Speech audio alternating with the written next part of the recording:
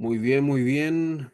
Les damos la más cordial bienvenida al seminario sobre el trabajo colaborativo como estrategia para el mejoramiento educativo, alcances, desafíos y recomendaciones. Muchas gracias por estar acá. Invitados a seguirnos en todas nuestras redes sociales. El docente que nos acompaña en la sesión de hoy es Pablo Muñoz. Él es psicólogo de la Universidad Católica del Maule, magíster en Política y Gestión Educacional por la Universidad de Talca, diplomado en Neuropsicología por la Pontificia Universidad Católica de Chile y diplomado en Psicogerontología Educativa por la Pontificia Universidad Católica, además de colaborar, ¿cierto?, y ser director de varios diplomados junto a nosotros. Así que muchas gracias nuevamente por estar todos acá y también saludamos a quienes nos van a ver de manera asincrónica en nuestro canal de YouTube. Profesor, es toda suya la sesión. Gracias, Rodrigo. Bueno, nuevamente un saludo cordial a cada uno, a cada una de ustedes. Eh, bueno, acá con calor, periodo de enero, un poco caluroso, pero hoy día no tanto, como que bajó un poco la temperatura, el máximo de temperatura. Bueno, como comentaba Rodrigo, este seminario se realiza con motivo de invitarlas también al curso de coordinación de programa de integración escolar que se realizará en el mes de febrero. Y justamente uno de los distintos temas que se abordan en ese curso es precisamente el trabajo colaborativo, precisamente como estrategia para el mejoramiento educativo. Así que, bueno, eso los dejo entonces cordialmente invitados e invitadas a esa actividad que se inicia ahora en febrero, ya muy pronto, la próxima semana, inicia ese curso. Bueno, vamos a partir hoy día de la presentación sobre el trabajo colaborativo como estrategia, ¿verdad?, educativa hacia el mejoramiento educativo. Vamos a partir con un verdadero y falso. Así que voy a pedirles que participen, pueden participar a través del chat o pueden activar también su micrófono para poder participar.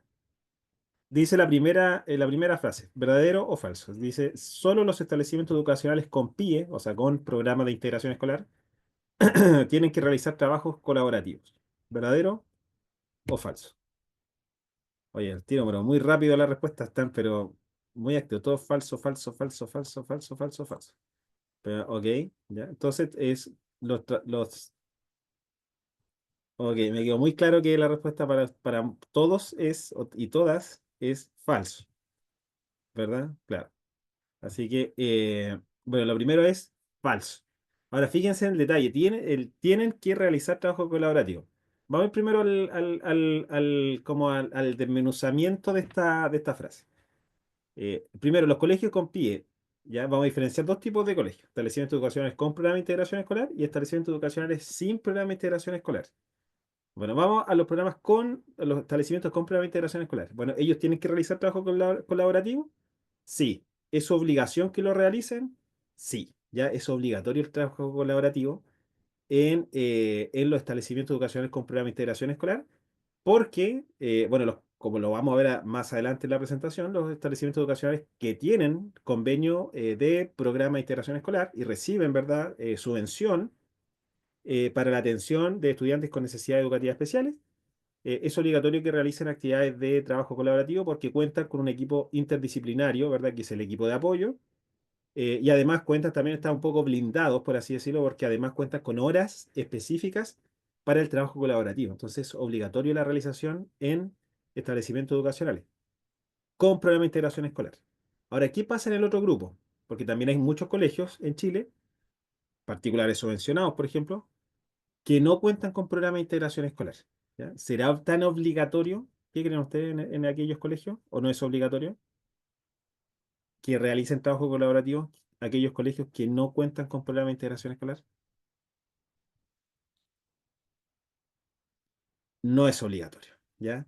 No es obligatorio, pero lo más probable es que la mayoría de los colegios, teniendo o no teniendo programa de integración escolar, deberían hacer trabajo colaborativo, y eso es lo que busca el Ministerio de Educación. Por lo tanto, hay que ponérselo en ambos escenarios.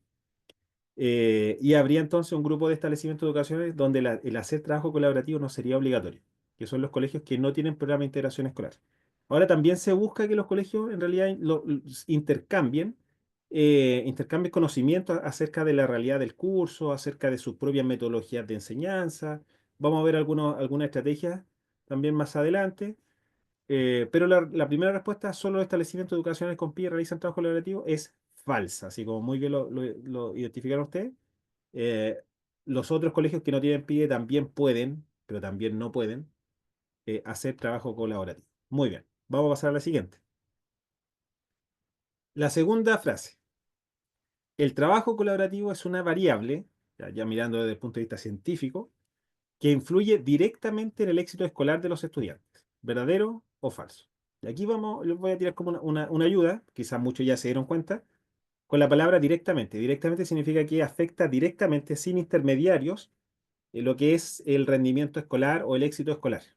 ¿Ya? ¿Verdadero o falso? Un ejemplo de variable directa que influye en el rendimiento escolar son, por ejemplo, la motivación del estudiante.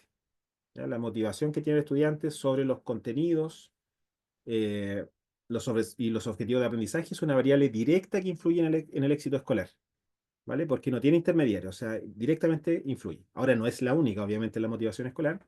Influye en los hábitos de estudio también, influye en las capacidades de los profesores, influye el ambiente de aprendizaje. También influye, son variables que influyen directamente en el aprendizaje escolar.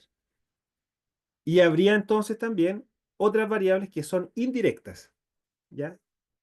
Que influyen no directamente, sino que afectan alguna de estas otras variables directas. Como por ejemplo, sabemos que el ambiente de aprendizaje que se da dentro de la sala de clase es una variable o una condición que influye directamente en el aprendizaje. Aquellos ambientes de aprendizaje caracterizados por la tensión, caracterizados por el miedo, por la incertidumbre en general, van a generar menores oportunidades de aprendizaje en comparación a otros ambientes de aprendizaje donde son mucho más, donde está, que favorecen la concentración, por ejemplo, de los estudiantes. ¿Ya? Pero habría factores que también afectarían estas mismas variables, y esas son las variables indirectas. Una variable indirecta es el liderazgo educativo del director, es decir, la capacidad del director para que los profesores se preocupen de la labor de enseñar sería una variable que no influye directamente en el éxito escolar de sus estudiantes, sino que afecta a las competencias de los profesores, ¿verdad? Por eso es una variable indirecta. No afecta al estudiante o a la estudiante, sino que afecta a una de estas variables que lo hacen directamente. ¿Qué creen ustedes entonces? ¿El trabajo colaborativo es o no es? ¿Directa o indirectamente? Veamos acá. Verdadero, dicen, verdadero, verdadero, verdadero. Y acá a esta afirmación es falsa, lamentablemente. Ya, lamentablemente, claro, acá nos caímos un poco. El trabajo colaborativo no es por sí una variable directa. Ya no influye directamente en el aprendizaje de los niños y niñas. Es una variable indirecta porque afecta las capacidades de los profesores. Ya las capacidades de los profesores ha estudiado, diversos estudios han llegado a la conclusión de que de todas las variables directas en el proceso de enseñanza-aprendizaje, yo le nombré algunas, ¿verdad?, propias del estudiante, como la motivación, los hábitos, los factores cognitivos también. Otras variables como el ambiente de aprendizaje y las capacidades de los profesores. Bueno, precisamente las capacidades de los profesores se han estudiado, diversos estudios han llegado a esa conclusión de que es la variable que más influye en el aprendizaje de los niños y niñas. Es decir, las capacidades de los profesores, el dominio de los contenidos y la metodología de enseñanza, las expectativas, la relación, etcétera, son las variables que más influyen en los aprendizajes de los niños y niñas. ¿Vale? Precisamente el trabajo colaborativo va a influir en este grupo de variables propias del docente, pero no lo hacen directamente en el estudiante. Van a ayudar mucho al docente a generar, por ejemplo, diversificación de la enseñanza, a trabajar de una forma más estratégica, considerando el diagnóstico del curso también, porque eso también se realiza en trabajo colaborativo, ¿verdad?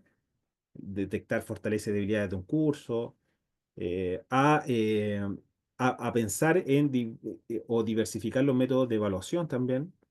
Eh, es decir, considerar, ¿verdad?, la visión desde otra persona ayuda, obviamente, a desarrollar un mejor trabajo como profesor o profesora. Pero, en rigor, es una variable indirecta. Importante, pero indirecta. No sé si se logró comprender bien si me di a entender bien lo que era una variable directa que influye en el aprendizaje y otras variables que son indirectas que influyen en el aprendizaje. Bueno, espero que sí. Romina dice de nuevo, si las variables directas son las que influyen directamente en el aprendizaje, que son propias del profesor, un grupo de variables del profesor, la expectativa del profesor, las competencias, la metodología de enseñanza.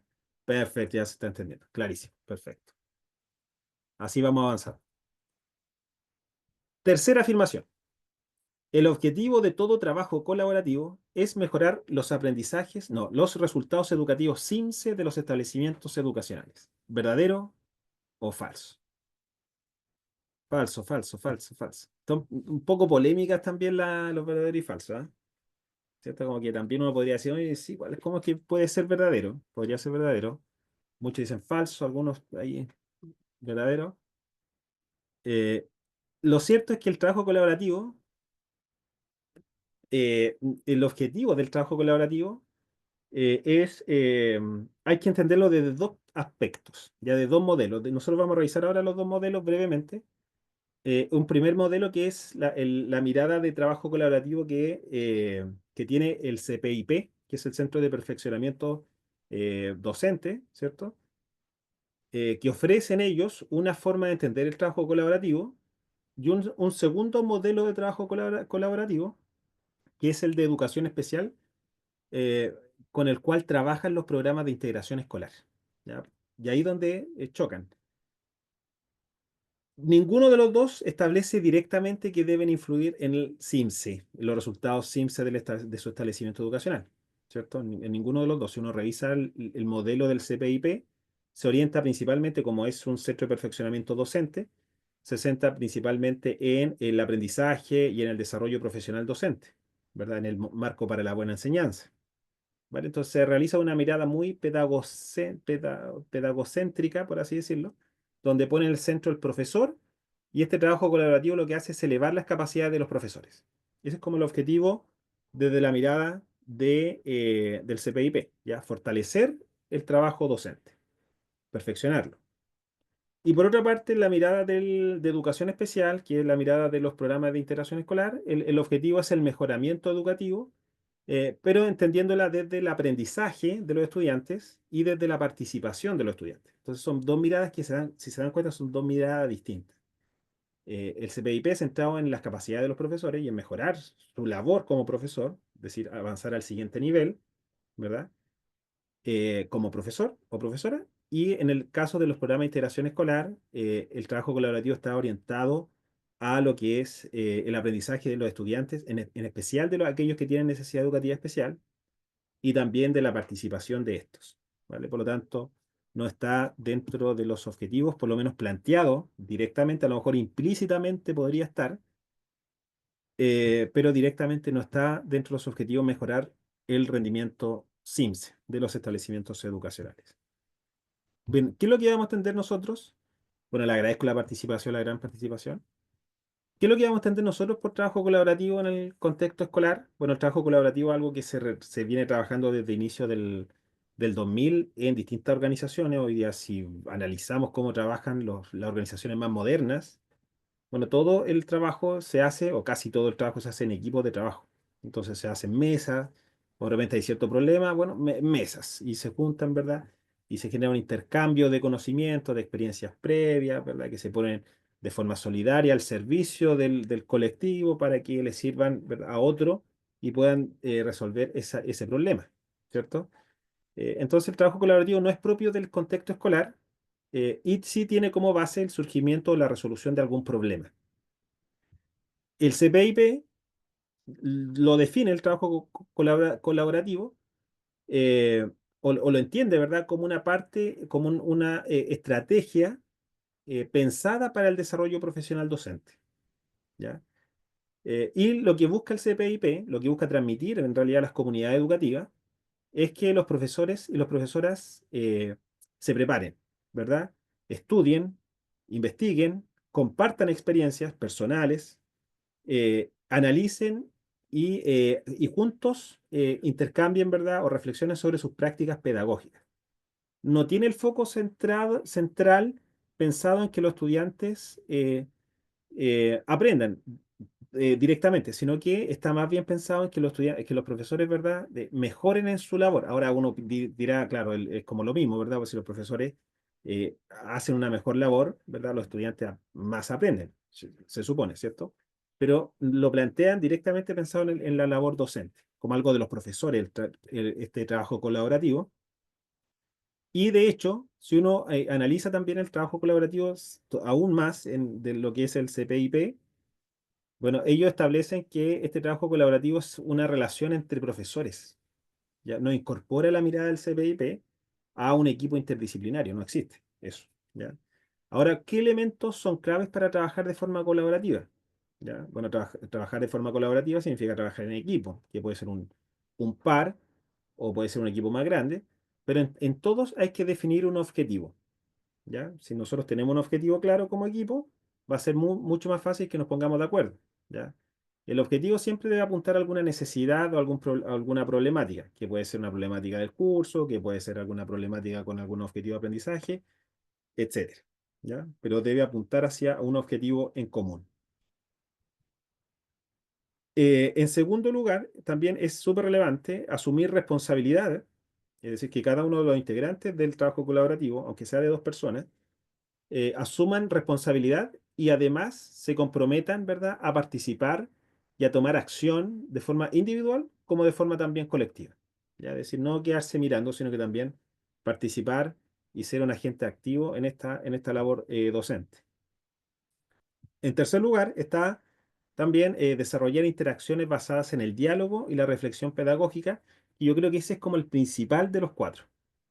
El trabajo colaborativo, mirado desde la mirada del modelo del CPIP, es un modelo que se centra enormemente en la reflexión pedagógica de la práctica pedagógica, en el cómo hago clase yo, cómo te veo a ti que haces clase, sabes que te falta esto. Mira, esto lo haces bien, pero esta parte, esta actividad pedagógica en realidad yo creo que no pegó mucho y que mejor debería haber hecho esta otra actividad. ¿Ya? Que puede ser, no sé, un análisis de caso, hiciste una actividad expositiva, pero sabes que en realidad te hubiera sido mejor hacer un análisis de caso. Entonces se centra mucho en la actividad de los profesores y profesoras, que es distinto al trabajo colaborativo del programa de integración escolar, que se centra menos en la crítica constructiva, ¿ya? Sino que se centra como más en el futuro, por así decirlo. Lo otro también importante es que otra clave es desarrollar también interacciones basadas en el diálogo y la reflexión. Ah, no, esa es la misma que está arriba. ¿Ya? ¿Cuáles son las ventajas de este trabajo colaborativo? En primer lugar, es que aumenta las posibilidades de encontrar soluciones frente a los desafíos del aula.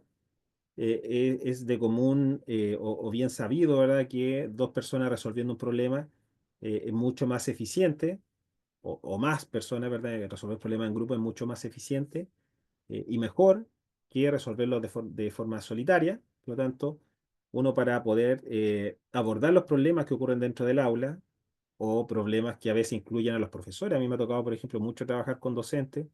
Una vez recuerdo que estábamos con el director de un establecimiento educacional y había un curso que era un curso que era bueno en el sentido de que la gran mayoría de los estudiantes estaba muy concentrado en clase y tenía buen rendimiento escolar, la mayoría. Pero había una profesora con la cual ellos no podían congeniar. Y esa profesora era la profesora de lenguaje del curso, una asignatura súper importante. Observamos nosotros la clase y detectamos en realidad que el error estaba en la planificación de la profesora. Eh, el error era que las actividades pedagógicas que la profesora planificaba para el curso eran muy cortas.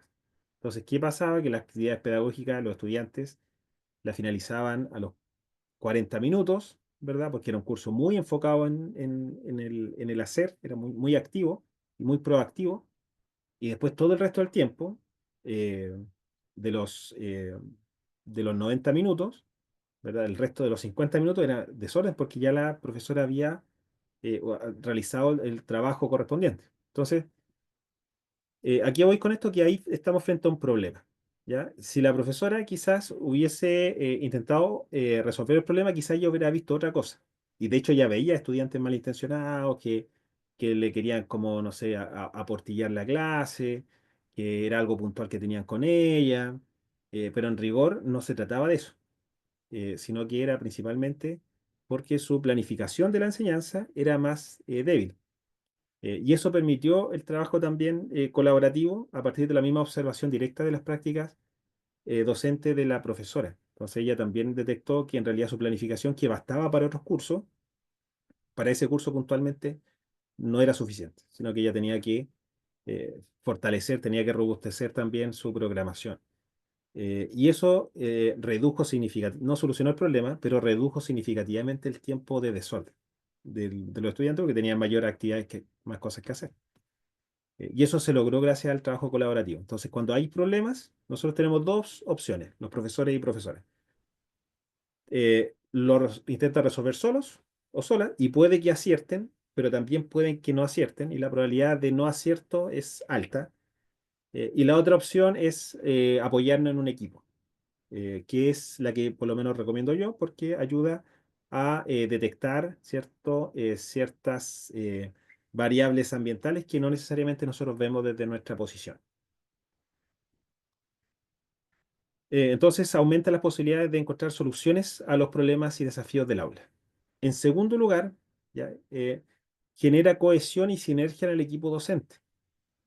El equipo genera como acercamientos, genera como una camaradería del equipo. ¿Ya? Y eso inmediatamente lo que hace es reducir las posibilidades de conflicto, porque donde hay un ambiente de colaboración, ¿verdad?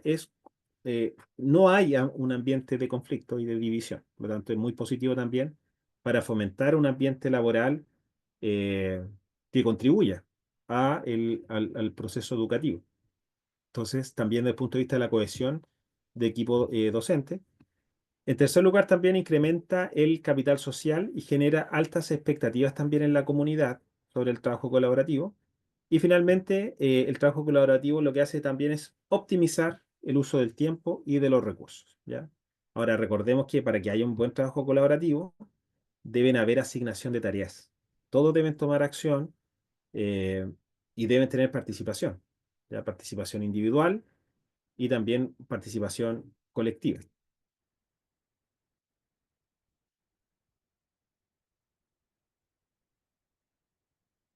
Bueno, dentro de los modelos de trabajo del CPIP, ¿ya? Delegar responsabilidad, exactamente como comenta Róminas. Deben haber metas también, exactamente.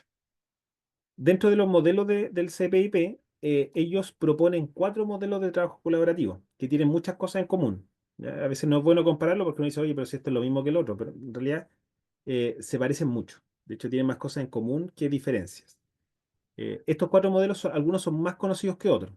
Por ejemplo, las comunidades de aprendizaje profesional son una estrategia o un tipo de modelo propuesto por el CPIP para favorecer el trabajo colaborativo docente, ¿ya?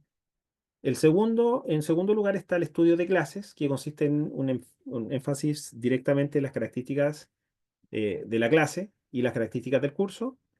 Después, en tercer lugar está el club de video. Y finalmente está la investigación-acción, como también como estrategia colaborativa, que se distingue un poco más de las otras. En todas hay análisis, en todas hay reflexión docente, hay equipos de profesores, ¿ya? Recordemos que esta mirada no es interdisciplinaria, sino que es una mirada centrada en los profesores y profesoras, y por lo tanto en lo que ellos saben, ¿verdad? Que es en la práctica docente. Esta última, la investigación-acción, se diferencia de las otras porque tiene un énfasis más marcado hacia la evidencia científica, ya que también lo vamos a ver ahora a grandes rasgos en unos minutos más.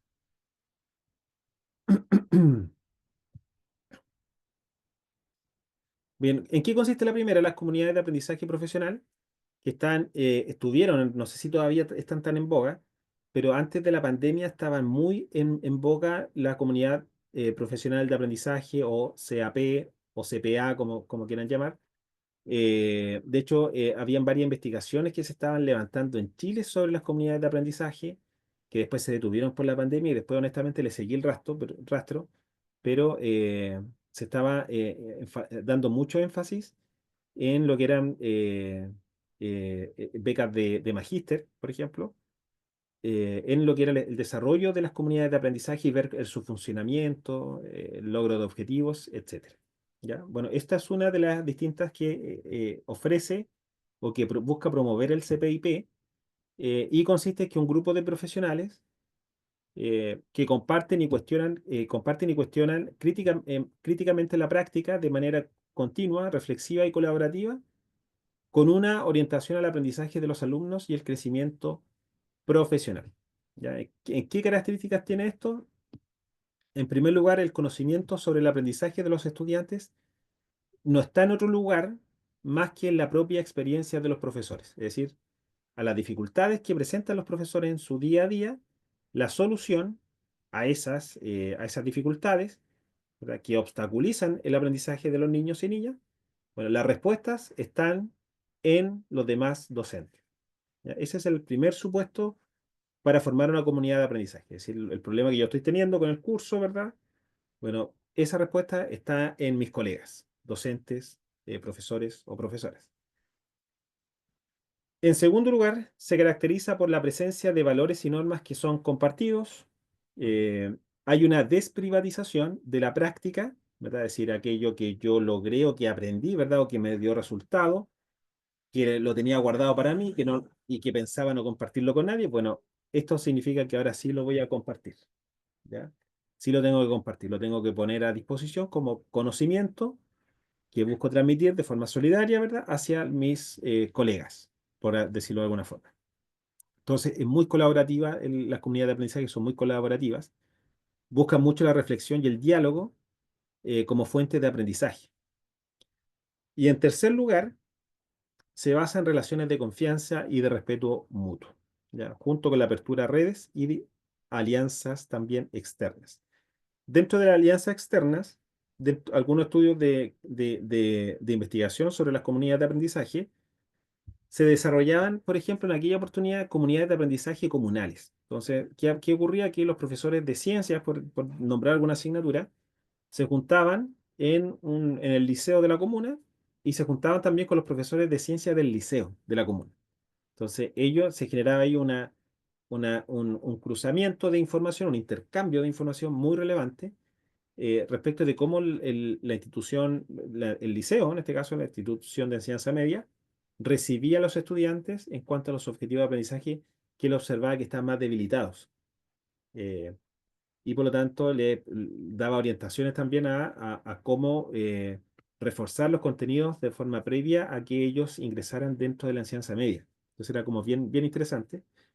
Y lo mismo pasaba con otros profesores de lenguaje, de historia, que también se generaban comunidades externas dentro de la comuna para intercambiar, ¿verdad?, metodologías de enseñanza. Era con un énfasis muy, muy pedagógico, muy, muy pedagógico. Y bueno, para que haya obviamente una comunidad de aprendizaje interna dentro del establecimiento educacional, deben haber idealmente departamentos, ¿verdad?, de historia, un departamento de lenguaje, matemática, etcétera, eh, para que haya un intercambio respecto de la misma asignatura que se enseña, ¿cierto? Y bueno, ahí un valor fundamental es el respeto mutuo y la confianza. Si no hay confianza, ¿verdad? Porque igual significa exponerme a cómo yo dicto o imparto alguna asignatura o algún contenido, y además que me critiquen, ¿cierto? Eso es una comunidad de aprendizaje. Yo me autocritico y también otros me critican constructivamente y me proponen ajustes a mi práctica. ¿Vale? En eso consiste, a grandes rasgos, una comunidad de aprendizaje, como les comenté, que estuvieron muy en boga hace algún tiempo atrás. El segundo modelo que propone el CPIP de trabajo colaborativo es el estudio de clases, así se llama, ¿ya? Bueno, ¿en qué consiste el estudio de clases? Bueno, este es como un estudio de caso directamente sobre la labor del profesor. Ya son un grupo muy estable de trabajo. Las comunidades de aprendizaje también son estables, pero estas se organizan o se juntan cada cierto tiempo, incluso de forma, puede ser aislada, una vez al mes, por ejemplo, o si son externas, una vez cada 2 meses. ya por dar algún ejemplo. En cambio, el estudio de clases es mucho más estricto en cuanto a los plazos o a la continuidad que se le da. ¿Ya? Es decir, es mucho más estable. Puede ser incluso semanalmente. Bueno, y esto implica la conformación de grupos de docentes, que son grupos pequeños de docentes, unos 4 o 5 personas, que apoyan, acompañan al profesor o profesora en 5 fases de su quehacer profesional. Lo acompañan, este grupo pequeño, lo acompaña en la planificación y la preparación de la enseñanza, lo acompaña también en la ejecución de la clase dentro de la sala, dentro del aula. En tercer lugar, lo observa, ¿verdad? De una forma crítica y luego le da retroalimentaciones y finalmente la retroalimentación le da las recomendaciones que favorecen el rediseño de la clase. ¿Ya? En eso consiste esta metodología, que es una metodología mucho más intrusiva, por así decirlo, de alguna forma. Los profesores, bueno, participan activamente dentro de un grupo que es estable y que acompaña en las 5 fases de su quehacer profesional. Claro, son como las tutorías, nos dice Romina. Claro, serían como las tutorías de pares, pero en grupos que son, claro, de 4 o 5 personas. Claro, una tutoría de par puede ser de ese grupo, de esa cantidad. Generalmente las tutorías son como de 2 a 3 personas, sí, pero esta podría ser un grupo un poquito más grande. O de 3 personas también. Serían como una tutoría más personalizada. Eh, en tercer lugar está el club de video. ¿Ya? Acá este también es un poquito más intrusivo que el estudio de clase. El estudio de clase involucra la observación dentro de la sala de clase. Bueno, involucra todas las fases, ¿cierto? Planificación, ejecución, observación, retroalimentación y rediseño. En el club de video, acá, el club de video también incorpora grupos, pero los grupos son un poquito más grandes, son de alrededor de 8 profesores o profesoras, y además hay un mediador o mediadora, o pueden haber más de un mediador también, ¿ya? Bueno, lo que busca esta metodología, este modelo, es desarrollar, ¿verdad? La visión profesional de los docentes a través de un análisis colectivo de los videos de sus propias clases. ¿Qué quiere decir esto? Que los profesores acá se graban, ¿ya? En su clase un extracto, y ese extracto pasa a este grupo de 8 profesores o profesoras y se analiza, ¿verdad?, la labor de los profesores y profesoras. ¿Ya? Suele pasar que en las primeras reuniones se centra mucho en la labor del profesor, de lo que hace, de cómo enseña, la comunicación verbal, no verbal, etcétera. Pero finalmente después el objetivo es que se centre más en el comportamiento de los estudiantes y cómo ellos conectan con el aprendizaje, ¿vale? Eso también es como más relevante incluso que la labor de los docentes. Bueno, el grupo acá debe reunirse de forma regular y debe analizar episodios de clases que los distintos participantes presentan. Es decir, estos 8 profesores de grupo, cada uno debe presentar un video. Ahora, esto es más difícil implementarlo también, aunque no tanto más, pero habría significaría más gestión interna de quién va a grabar, de qué clase, o van a hacer clases sorpresa, que también es bien incómodo, que no sé, un profesor esté haciendo su clase y que llegue, no sé, alguien de la GFTP y dice, voy a observar tu clase y la voy a grabar adentro. Entonces, bien complejo, requiere una ciertas acciones, ¿verdad?, previas para no generar incomodidad también en los participantes. Y es casi imposible, claro, por tema de tiempo, dice ahí Ana Flores. Patricia dice del mismo departamento o mixto. En este caso pueden ser idealmente el mismo departamento. Lo que pasa es que, Patricia, bueno, es que muchos colegios, yo creo que tú sabes muy bien que muchos colegios son pequeños, entonces no tienen departamento, sino que es un profesor de lenguaje para todo segundo ciclo, una profesora de matemática para todo. Pero en este caso, como los grupos son más extensos, pueden ser distintos profesores de distintas asignaturas. Eh, Dice, ¿qué acciones, profesor, se deben hacer previas a este método? Bueno, lo primero es el encuadre. Yo creo que eso es lo principal antes de hacer este método, de decir que esta es la metodología de trabajo colaborativo que vamos a adoptar este año, conformar bien los grupos, explicarle en qué va a consistir, qué se van a grabar, ¿verdad? Explicarle si van a ser sorpresas, que es la que yo no recomiendo, sino que se agende, ¿verdad? Que cuál se va a grabar. Eh, y también los plazos, quiénes van a conformar el equipo y con qué plazos se van a reunir. Puede ser una vez a la semana o 2 veces a la semana. Claro, debería haber un calendario semanal, ¿ya? Pero esa es una metodología y se analiza. Ahora, todos los profesores y profesoras que forman este grupo deben también, son profesores y profesoras que también forman parte de la evaluación, es decir, a ellos también a cada integrante del grupo se le analizan sus prácticas docentes. Y finalmente tenemos la investigación-acción. Wow, el tiempo pasa muy rápido. La investigación-acción que tiene como objetivo resolver problemas. Ya a mí me gusta mucho la investigación-acción. De hecho, yo la estudié durante mi formación de posgrado. La investigación-acción del modelo de investigación-acción educativa de John Elliott. Y tiene como objetivo resolver problemas cotidianos, ¿ya? Y mejorar las prácticas concretas. Ahora, tiene como característica distintiva, yo les comenté hace un rato atrás, que se basa en un modelo más científico. ¿Por qué? Porque en primera instancia, bueno, debe haber un problema en el curso que afecta a un profesor o profesora. Se debe definir bien qué es lo que es el problema y posteriormente se deben formular preguntas de indagación. ¿Ya? Como qué influencia tiene el profesor en esta problemática que está presentando, qué evidencia existe de solución de este tipo de problemas, cuáles son las causas que originan este problema, ¿ya? Suponiendo quizá un problema de conducta dentro de la sala de clase, o un problema de desmotivación o de ausentismo escolar, por ejemplo. Se hacen preguntas y que después se responden y en esa respuesta va a involucrar una recolección de datos que pueden ser a partir de entrevistas, de observación del curso, pero también datos científicos ya levantados acerca, no sé, del ausentismo escolar, por ejemplo, ya cuáles son las causas del ausentismo escolar, ¿verdad? Y uno levanta información y eso permite que la toma de decisiones sea mejor. ¿Por qué? Porque está basada en más información. ¿Ya? A mayor información, mayor control también sobre la toma de decisiones y menor riesgo.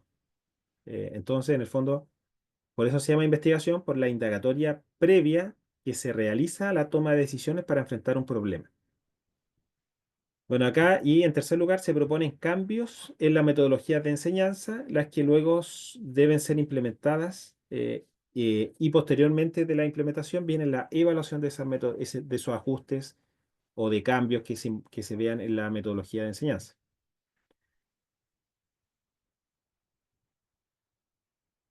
Eh, bueno, esas son las características son los 4 modelos que propone el CPIP. ¿Ya? Estos modelos los pueden profundizar, ¿verdad? Cada uno tiene orígenes distintos, algunos son más de base europea, finlandesa, otros son más norteamericanos, etcétera. Todos tienen una característica en común que significa exponerse o estar muy abierto a la crítica externa, constructiva, pero también a la autocrítica. Es decir, también significa, ok, estoy dispuesto yo a que me cuestionen cómo yo enseño. eh, y en general, esa es una de las grandes barreras para los 4 modelos, es que estamos muy, en Chile en general el modelo de evaluación es muy temido, ¿ya? Y a veces no existen las confianzas suficientes para poder desarrollar alguno de estos modelos que nosotros revisamos, ¿ya? Porque todos significan presentar mis debilidades como profesor o profesora para que me den retroalimentaciones o identificar que el grupo identifique cuáles son mis debilidades como profesor o profesora para que me las corrija. Entonces también significa cierta apertura. Y yo lo que observo es que en realidad la cultura de la evaluación, de la retroalimentación, está todavía muy en pañales en el país. Y más todavía los profesores y profesoras. Y más todavía si este equipo está conformado por profesionales no docentes. Porque en realidad cuando se habla de la práctica pedagógica, es un tema muy sensible para los profesores y profesoras porque son sus actividades, ¿ya? Son sus actividades y por ese motivo es bien complejo desde afuera, ¿verdad? Eh, opinar o comentar. Bueno, entonces esta mirada del CPIP otorga directrices, ¿verdad? Modelos y metodologías que son claras de implementación, sin embargo, se centran exclusivamente en la labor docente y como parte de su desarrollo profesional y teniendo como base o sustento, ¿verdad? El marco para la buena enseñanza. Ese es el modelo. Y también, bueno, obviamente lo que es el desarrollo profesional docente, que es la carrera, ¿verdad? Docente. Eh, y en segundo lugar, no se observan lineamientos claros para la organización ni para la organización de este trabajo colaborativo, es decir, cuánto tiempo nos vamos a juntar, quiénes van a formar parte, nos vamos a reunir semanalmente, ya, dónde están los contenidos que se enseñan, porque se centra mucho en la práctica del profesor o profesora, de una mirada más conductista, más que desde una mirada más cognitivista, desde de cómo, o desde una mirada más constructivista sobre sobre los estudiantes, por ejemplo. ¿Ya? Eh, y finalmente, no incorporar el trabajo colaborativo con otros profesionales de la educación, ya que están insertos hace muchos años atrás en el sistema, más de 10 años, que son fonoaudiólogos, psicólogos, terapeutas ocupacionales, educadoras diferenciales, etcétera. Bueno, la educadora diferencial igual se las considera profesoras, en Chile por lo menos. Bueno, este modelo no es el modelo como ustedes se podrán dar cuenta, está muy centrado en la práctica, en el cómo los profesores enseñan, que es distinto al modelo de la educación, de educación especial o de programa de integración escolar. Claro, es un modelo, como puedo observar ahí o puedo inferir en el chat, un modelo más academicista, que es el que yo por lo menos recomiendo para colegios que tienen una mirada muy centrada en el profesor o profesora. Ya que son estos colegios más academicistas que le dan mucho énfasis al currículum y que descuidan significativamente el desarrollo socioemocional. Entonces, probablemente esos colegios realizan, ¿verdad?, un trabajo colaborativo más de este tipo, o quizá ni siquiera lo realizan. Eh, Soraya dice, es un trabajo en conjunto que aún no se ha podido consolidar como un verdadero trabajo colaborativo, que no es más que un trabajo en función de abordar contenidos de las distintas asignaturas de una manera más funcional para todos los alumnos. Claro. Claro, todavía está en pañales también.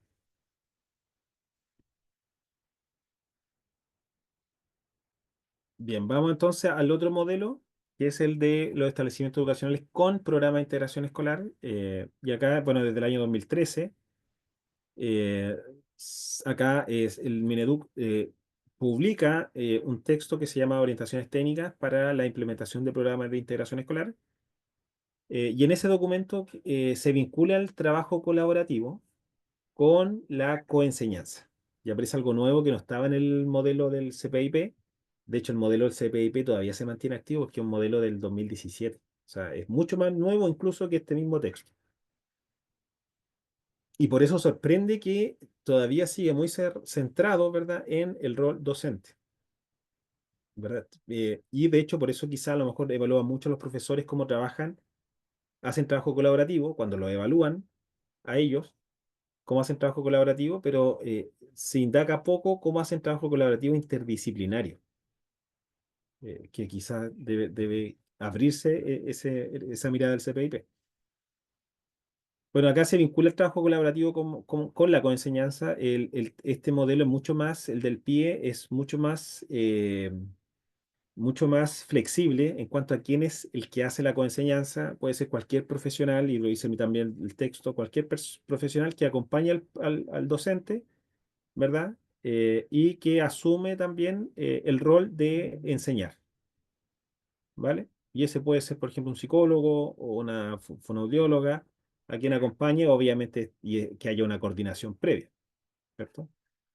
Y precisamente lo que busca el trabajo colaborativo es esa coordinación previa para la enseñanza. ¿Se dan cuenta que es como está más centrado, el modelo del pie está más centrado en el futuro y el CPIP está más enfocado en cómo corregir, ¿verdad?, ciertos defectos del pasado?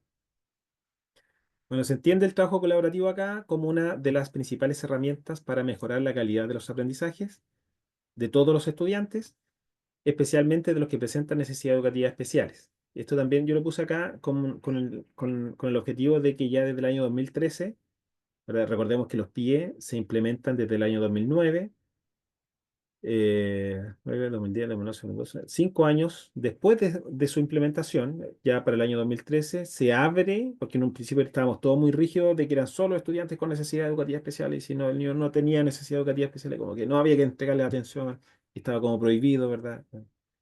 Bueno, eso ya desde el año 2013 cambió y ahora se abre a la posibilidad, ¿verdad?, de que el equipo PIE otorgue apoyos pedagógicos, profesionales de las distintas áreas de comunicación, socioafectiva, conductual, lenguaje, donde sea necesario, motora, a estudiantes que inclusive no presenten necesidad educativa especial. Entonces se abre ahí a otros profesionales. Bueno, desde este modelo, eso desde el año 2013, ya hace más de 10 años, y eso lo pongo ahí en los subrayos, porque todavía hay muchos colegios, me ha tocado conocer muchos colegios que trabajan exclusivamente con estudiantes con necesidades educativas especiales, y si una niña tiene problemas emocionales y el psicólogo es de pie, no la puede atender porque el psicólogo es de pie. Y eso pasó hace más de 10 años. O sea, de hace más de 10 años que un profesional del programa de integración escolar está facultado, ¿verdad?, para la atención de personas que no estén necesariamente en el programa de integración escolar. Todo va a depender siempre de las necesidades de los niños.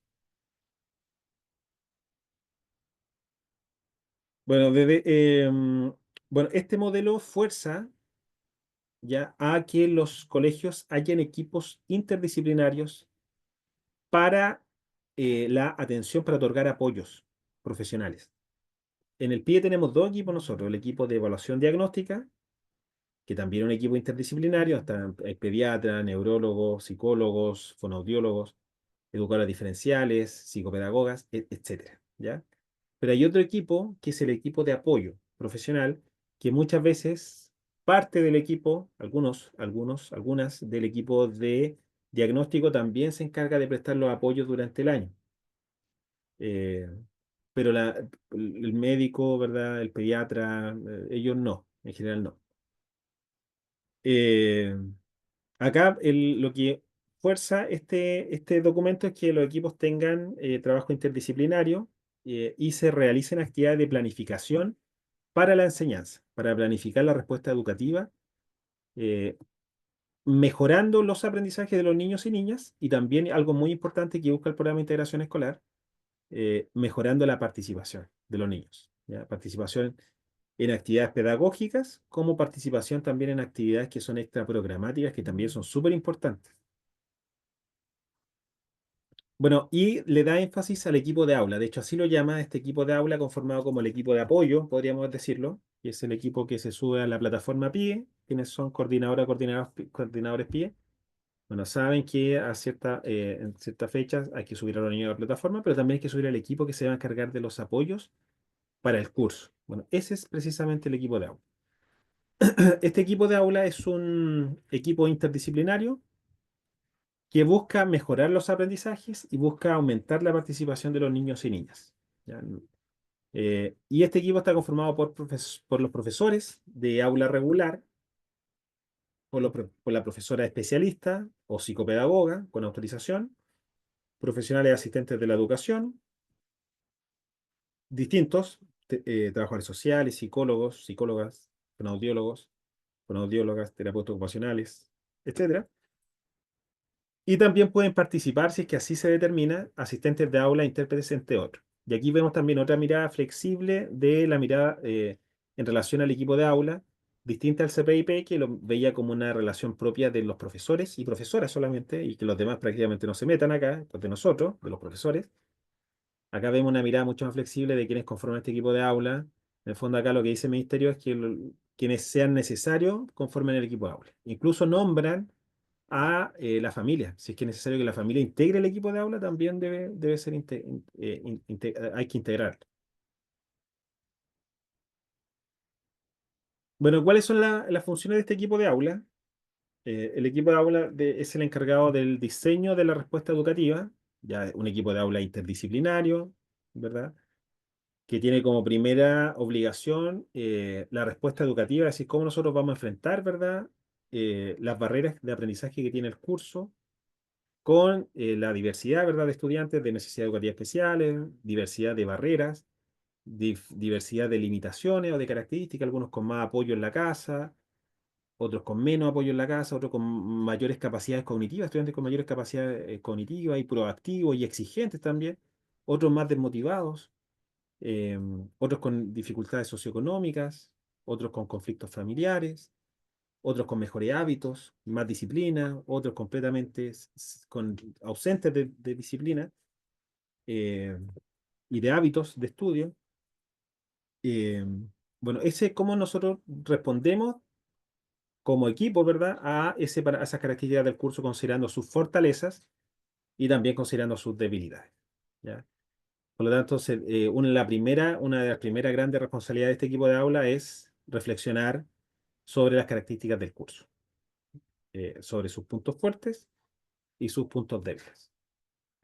En segundo lugar, está también la elaboración del plan de apoyo del estudiante que presenta necesidad educativa especial transitoria o permanentes.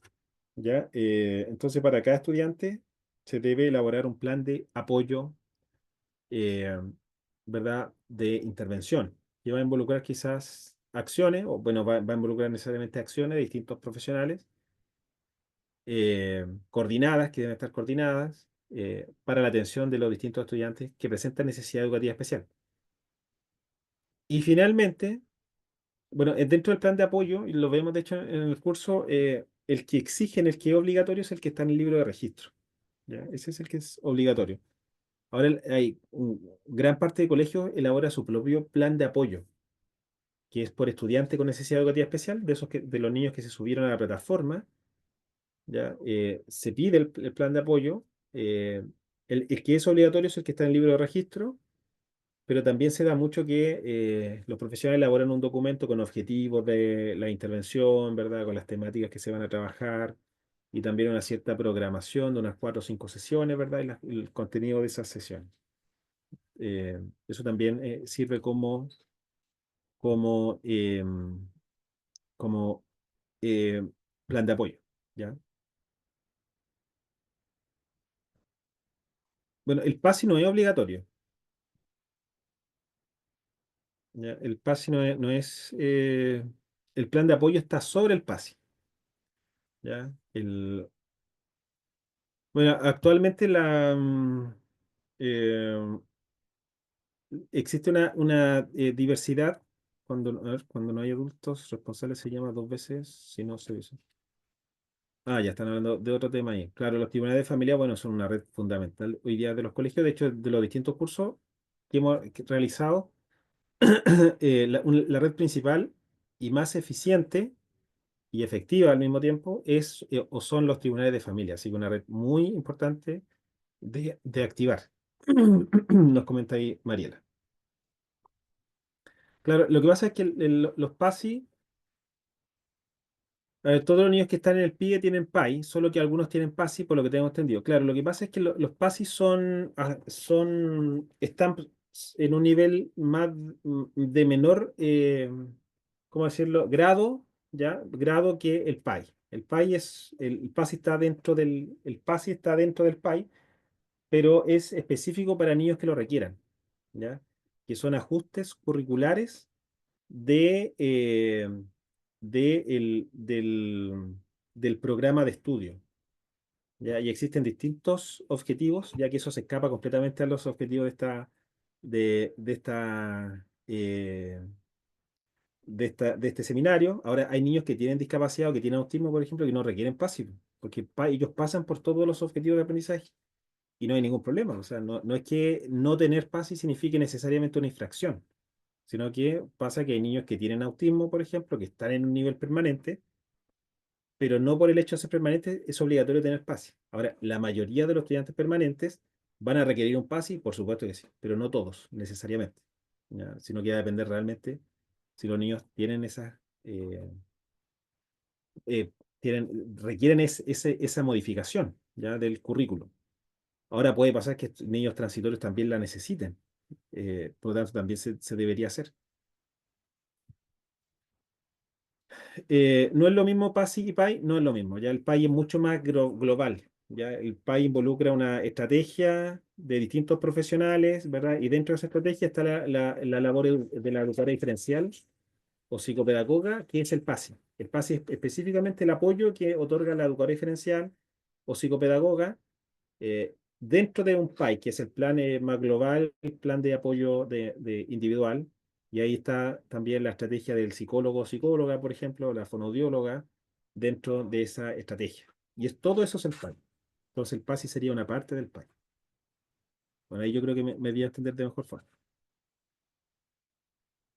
Claro, el PASI se realiza solo si un niño lo requiere, porque también ha pasado que en algunos colegios, por el hecho de ser permanente, no hay que hacerle PASI, porque es permanente. No, pues sí, hay que hacerle PASI.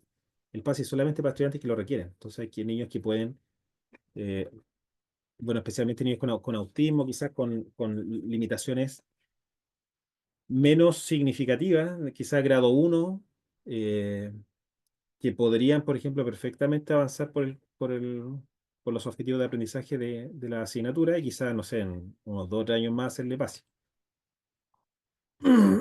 Bien, sigamos mejor. Bueno, ¿cuáles son las reflexiones de este modelo? Es por lo menos el que más me gusta a mí, porque involucra a profesionales que no son docentes, ¿ya? Eh, y bueno, yo soy psicólogo, así que tengo que apoyar el modelo porque involucra a otros profesionales. Entonces, ¿entiendes? La mirada no está basada en el marco para la buena enseñanza como el del CPIP. Este está basado en un modelo más ecológico e inclusivo de la educación, que es distinto al modelo, al modelo del marco para la buena enseñanza, ya que es un modelo más ecológico de la educación, o biopsicosocial o ecológico, diría yo. Incluye especificaciones en cuanto a tiempo. Recordemos que acá está más protegido por lo que les comenté hace un rato atrás. Son 3 horas, al menos 3 horas de trabajo colaborativo que están, pero garantizadas. Y hay que cuidar, la verdad, dirigir el trabajo colaborativo entre los profesionales. ¿Verdad? Principalmente se da, de hecho lo vemos en el curso también, entre la profesora de asignatura y la educadora diferencial, pero también pueden participar en ese espacio otros profesionales. Bueno, este apunta principalmente a la coenseñanza, a la preparación de la clase futura, del futuro, a la repartición de roles, ¿ya? Y no involucra en primera instancia retroalimentaciones de parte de otros profesionales. Yo creo que marca mucho la diferencia. Hay diferencia en el trabajo interdisciplinario que acá se da, que es más flexible y que está más centrado en el futuro y que no involucra, al menos en una primera instancia, o necesariamente no involucra retroalimentaciones a cómo lo hace el profesor, si lo hace bien o mal. ¿Ya? Y por lo mismo es menos invasiva. ¿Ya?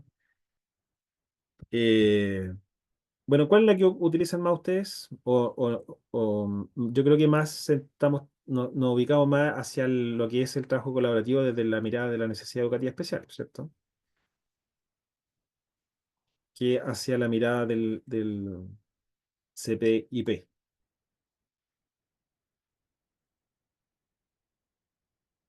Veamos, claro, el modelo ecológico hay que, vi por ahí está, ecológico funcional, exactamente. El PASI es solo para quienes necesitan, el resto va en el país. Claro, todos los niños van a tener un plan de apoyo, pero no todos van a tener un PASI. El PASI es la respuesta de la educadora diferencial, como el trabajo de la educadora diferencial, en cuanto a los ajustes curriculares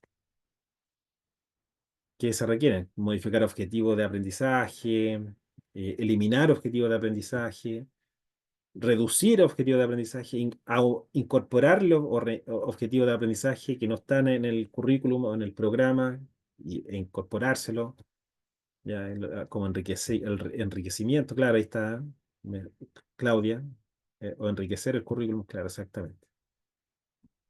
Bien, el último modelo le gusta más, a mí también me gusta más el último modelo, un modelo más ecológico, ¿cierto?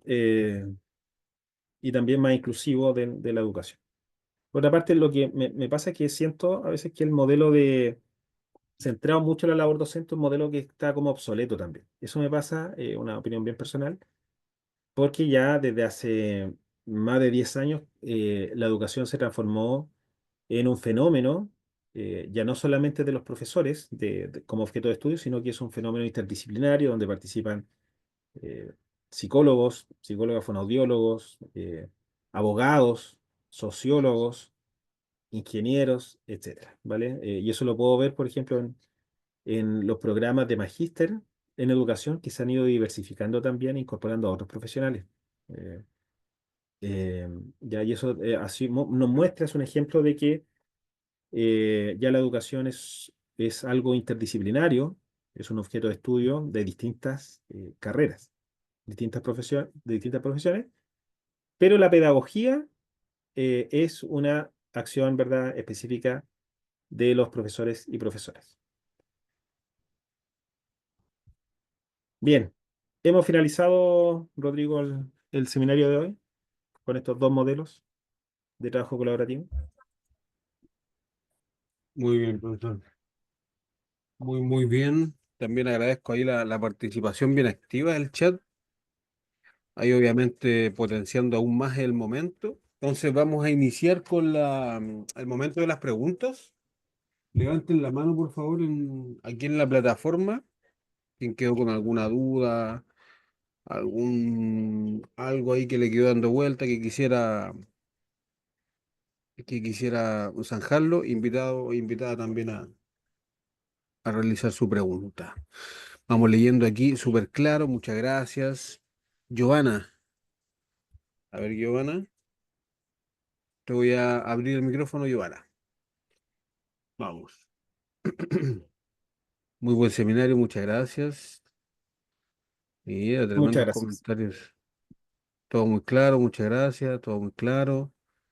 ¿Aló? Giovanna, ¿Hola? te escuchamos. Sí, cuando se refería a las reflexiones sobre el modelo, decía que estaba dirigido a la coenseñanza. Eso quiere decir que tiene que ver más con el equipo PIE que va enfocado para el aprendizaje de los niños sin necesidad de que esté el profesor especialista o el profesor de asignatura. ¿O a qué se refiere netamente dirigido a la coenseñanza? Sí, la consellanza, ¿quién me hizo la pregunta? Giovanna. Giovanna, gusto saludarte. Sí, la coenseñanza se refiere a la acción coordinada de dos personas, profesionales en este caso, para repartir roles o compartir el rol de enseñar, ¿verdad?, dentro de la sala de clase. Eh, y el trabajo colaborativo sería una herramienta previa que favorece a esa repartición de roles. Bueno, nosotros tenemos ya desde el año 2018 eh, un, ¿cómo decirlo? Tenemos una directriz, ¿verdad?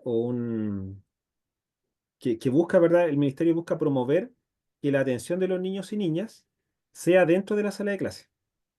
¿Ya? Por ejemplo, que los psicólogos, psicólogas, fonoaudiólogos, trabajen más dentro de la sala de clase que fuera de la sala de clase. ¿Ya? Ahora, no es obligatorio, pero sí se busca eso.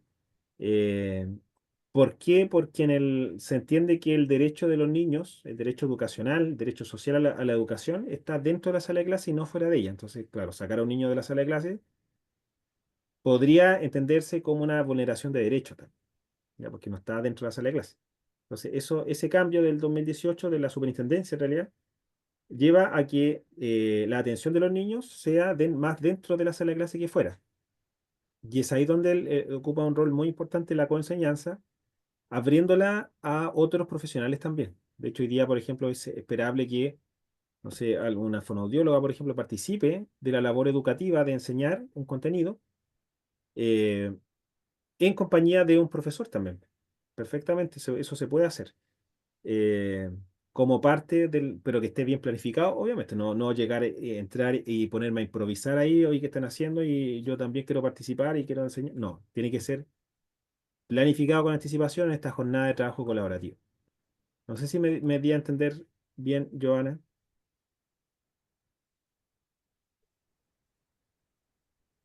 que parte esto eh, de ese cambio, ¿verdad? Que fue en el año 2018, ese cambio de que los niños deben ser atendidos dentro de la sala de clase. Ahora, ese no es obligatorio, yo quiero ser bien enfático en eso. pero lo que se busca es que la atención fuera de la sala de clases sea una excepción, ¿ya?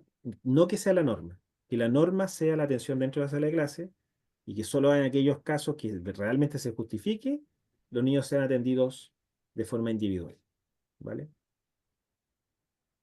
Claro, en algunos casos es muy necesario. No sé si respondí la consulta de Joana, a veces respondo y me voy por otro lado, pero No, no sé, a muy lo bien, mejor no respondí. Sino que me muy diga, bien. Sí, muy bien. Estoy aquí leyendo el chat y la gran mayoría, todo súper claro, agradeciendo, también ahí apoyándose, ¿verdad? A quienes están haciendo algún tipo de preguntas, todo súper claro. Muy bien, muy bien, muy bien. Muy interesante el Juan tema. Venegas me hace una consulta y Rodrigo me dice, ¿un psicólogo cómo puede intervenir dentro del aula? Mira, de muchas cosas, Juan. Puede participar, ¿verdad? Como te comenté previamente, de forma coordinada, ¿verdad? Como enseñando, ¿verdad? O puede trabajar también favoreciendo quizás ciertas actividades metacognitivas, por ejemplo, reflexiones al finalizar la clase, al inicio, reforzar las instrucciones del profesor, o puede ser, si es que está planificado antes, no sé, que se dividan. Hay distintos métodos de coenseñanza, y yo creo que da para otro seminario la coenseñanza, porque son múltiples formas de hacer coenseñanza. O sea, como existen como infinitas formas de cómo, qué hacer, ¿verdad? Los adultos, qué hacer dentro de la sala de clase. No sé, se pueden dividir un grupo pequeño, ¿verdad? Y el profesor trabaja con un grupo grande y el psicólogo, por ejemplo, trabaja con un grupo pequeño. Ahora, lo que es importante también es que los contenidos sean también conocidos por quienes no son profesores. O sea, si están con un curso de cuarto medio, por ejemplo, en física, y justo me toca hacer coenseñanza a mí en física, la asignatura física, no educación física. Claro, y yo no sé física de cuarto medio porque es bien complicado, entonces debo también saber bien el contenido que se está abordando, los objetivos de aprendizaje, los conocimientos y habilidades, y después de eso ya puedo ingresar, ¿verdad? Y puedo hacer una parte de la enseñanza, no obstaculizar la enseñanza. Pero eso va a depender mucho de la planificación. Pero lo importante ahí, respondiendo a la consulta que nos hizo, y perdí el nombre ahí está, Juan Venegas, respondiendo a tu consulta, Juan, va a depender, uno debe ponerse a disposición, ¿ya? eh, del equipo. O sea, y mira, por ejemplo, en el caso tuyo, de lo conductual, de hacer acción, incluso los talleres también pueden formar parte de una intervención dentro del trabajo en aula. eh, Hacer taller de alguna habilidad en específico, de formación de hábitos de estudio, por ejemplo, o de alguna estrategia cognitiva, enseñarle a hacer resumen a los estudiantes, enseñarle a hacer mapas conceptual, eh, formar un, o trabajar la regulación emocional. Es decir, existen múltiples formas de colaborar dentro de la sala de clase, tanto en la labor docente como el trabajo a través de talleres, que son mal llamados talleres, pero son intervenciones grupales dentro de la sala de clase, eh, que son muy necesarias hoy en día. Muy cierto. Tengo aquí a Karen que levantó su mano.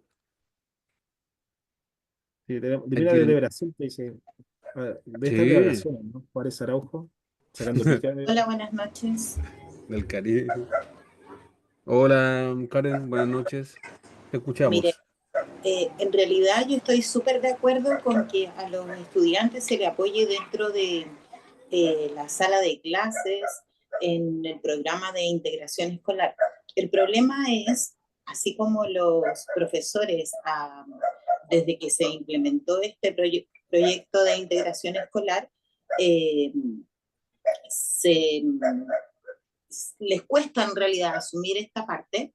También hay estudiantes que cuando la profesora diferencial ingresa al aula y apoya a los niños que están dentro del programa de integración y a veces a otros que no están dentro, son motivo de burlas Y yo lo viví directamente con una hermana de una niña que pertenecía al PIE, que le decía que solamente ella tenía buenas notas y avanzaba porque a ella la apoyaban, que si a ella no le daban apoyo dentro de la clase, ella no tendría las notas que tenía en esos momentos. Entonces, de repente, el apoyar directamente en la sala de clase está súper bien porque entregamos las herramientas necesarias de acuerdo a la clase que está pasando el profesor. Pero también hay un contra de parte de los estudiantes, porque los otros se sienten como dejados y que no se pueden, no les pueden apoyar a ellos porque no están dentro del PIE. Entonces hay una controversia también que en el fin parece que era mejor como sacar a los niños del aula y tenerlos en el aula de recursos como antiguamente se hacía. Perfecto. Gracias, Karen, por contarnos tu experiencia. Claro, puede que se den situaciones así, eh, que sería lamentable, Karen, pero ocurre que los estudiantes también, uno de los obstáculos justamente de la inclusión ha sido la respuesta de la familia y por consiguiente también, por consecuencia, la respuesta de los niños, porque los niños adoptan costumbres y actitudes que son propias de la familia. Entonces, si la familia no es no inclusiva, ¿verdad? O si mira mal al que le cuesta más, lo mira mal, bueno, lo más probable es que eso también se transmita. Y ahí chocamos nosotros con un conjunto de hecho, apareció en uno de los temas el cómo trabajar con la familia la inclusión dentro de la sala de clase, que es un tema muy importante porque los estudiantes se dan cuenta que los niños saben menos, presentan mayores dificultades para el aprendizaje, pero en notas tienen mejores notas que los otros niños. Entonces también hay que tratar de que la adecuación en las evaluaciones también sea exigente. Si no, se generan estos como descontentos. Eh, pero es un tema, Karen, de profundización, completamente, de cómo, desde la labor de los mismos estudiantes y de las familias, se puede favorecer la inclusión dentro del aula.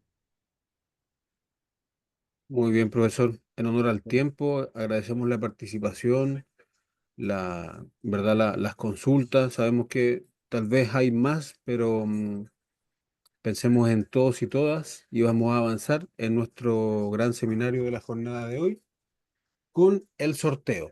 Así que Oye, yo agradecer. Rodrigo, yo me retiro Sí, entonces, sí. porque Súper. antes, siempre me dicen que antes del sorteo me tengo que retirar. Pues no sé quién Que- va a quedarse Como, con... como usted desee. Pero Ah, ya, bueno. agradecemos. Si quiere dejar unas palabras finales para el video, se lo agradecemos, profesor. Ah, perfecto. Perfecto. Bueno, gracias, Rodrigo. Bueno, me despido. Espero que la información haya sido clara, ¿ya? Bueno, va a quedar grabado para que lo puedan revisar después, así que le envío un afectuoso saludo. Bueno, a quienes están fuera de Chile, bueno, disfruten, pásenlo bien. Y a quienes están en Chile aquí, bueno, con mayor razón, un especial saludo. Ya, cuídense, que tengan una buena semana. Chao, chao. Hay algunos que conozco, está Jimmy ahí que me saludó. Cuídense.